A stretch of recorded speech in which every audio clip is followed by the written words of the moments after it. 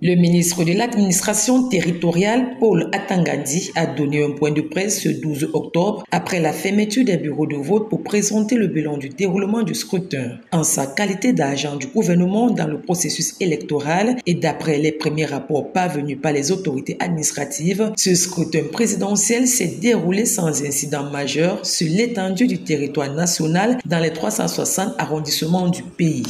Les premiers rapports des autorités administratives transmis au ministre de l'administration territoriale en sa qualité d'agent du gouvernement dans le processus électoral font état d'un scrutin présidentiel qui s'est déroulé sur l'étendue du territoire national sans incident majeur.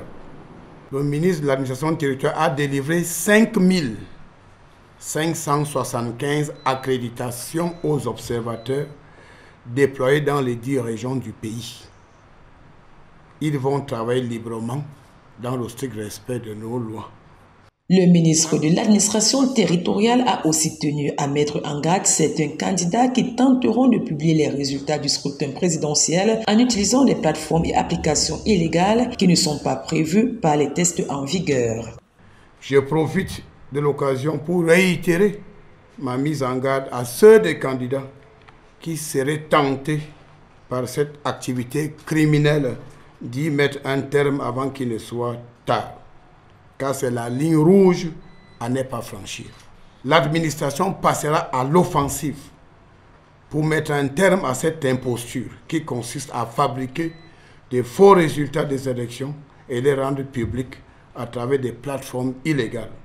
D'après le MINAT, les autorités administratives relèvent une très faible présence des représentants de plusieurs candidats dans les bureaux de vote à travers le vaste territoire national. La proclamation des résultats de ce scrutin qui mettait en compétition le président sortant Paul Biya à 11 autres candidats est prévue dans un délai de 15 jours à compter de la clôture des bureaux de vote ce 12 octobre.